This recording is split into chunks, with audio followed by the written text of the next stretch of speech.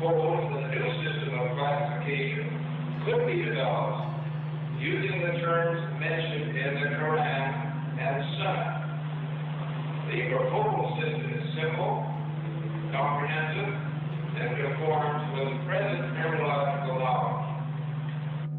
Intensive studies of the Quran and Hadith in the last 4 years have revealed a system for classifying human embryos that is amazing since it was recorded in the 7th century AD.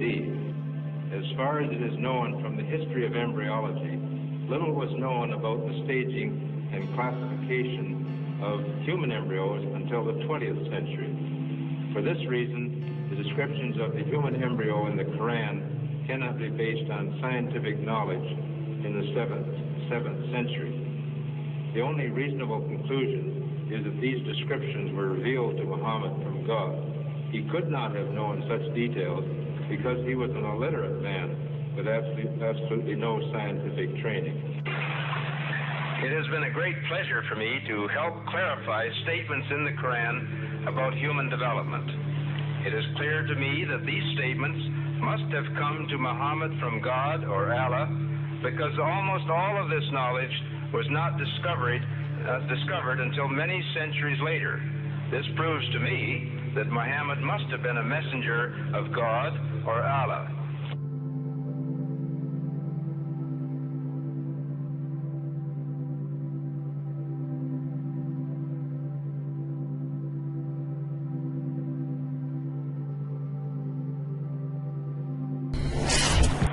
In substance, the Quran describes not only the development of external form, but emphasizes also the internal stages, the stages inside the embryo of its creation and development, emphasizing major events recognized by contemporary science.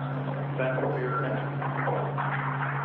As a scientist, I can only deal with things which I can specifically see. I can understand embryology and developmental biology.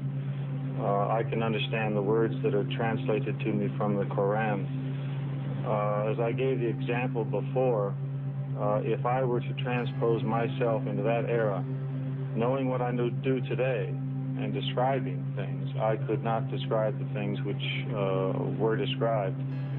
I see no reason, I see no evidence for the fact to refute the concept that this individual, Muhammad, had to be developing this information from someplace. So I see nothing here in conflict with the concept that divine intervention was involved in what he was able to write.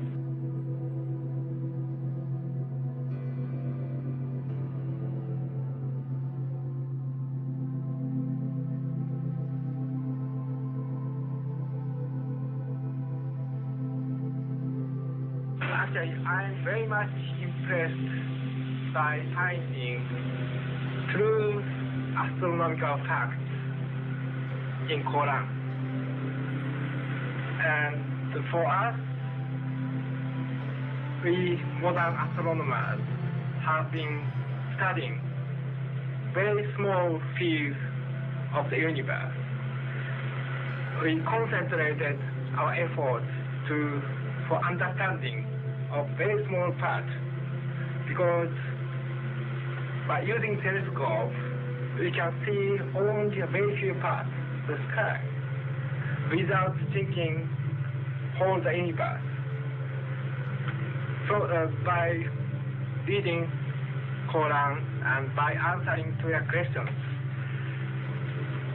I think I can find my future way for investigation of the universe.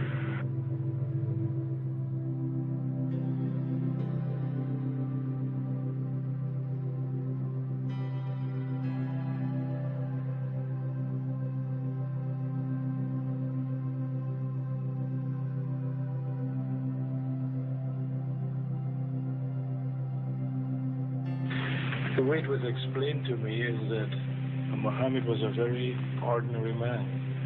He couldn't have read, didn't know to write. In fact, he was illiterate. And we're talking about 1,200 years ago.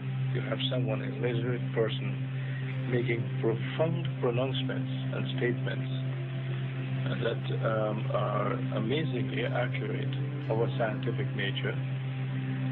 And I personally can't see how this could be a mere chance. There are too many accuracies. And like Dr. Moore, I have no difficulty in my mind reconciling that this is a divine inspiration or revelation which led him to these statements.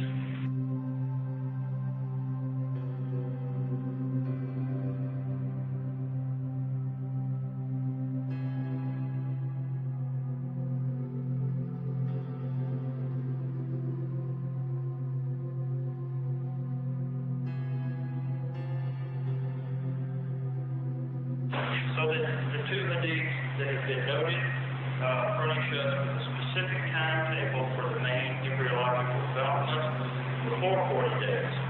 Again, the point has been made, I think, repeatedly by all speakers this morning. These hadiths could not have been obtained on the basis of the scientific knowledge that was available at the time of their writing, and hence could support the hadiths reflecting the knowledge of God.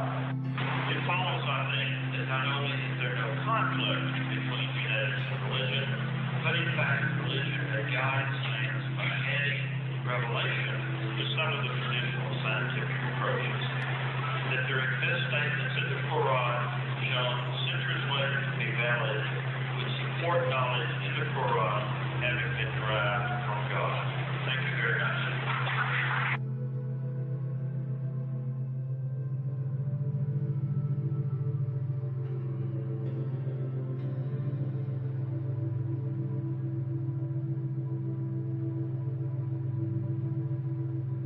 Relatively few ayah is contained a rather comprehensive description of human development from the time of commingling of the gametes through organogenesis.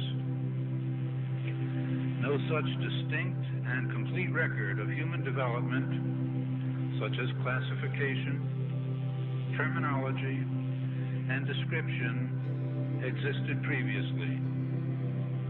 In most, if not all instances, this description antedates by many centuries the recording of the various stages of human embryonic and fetal development recorded in the traditional scientific literature.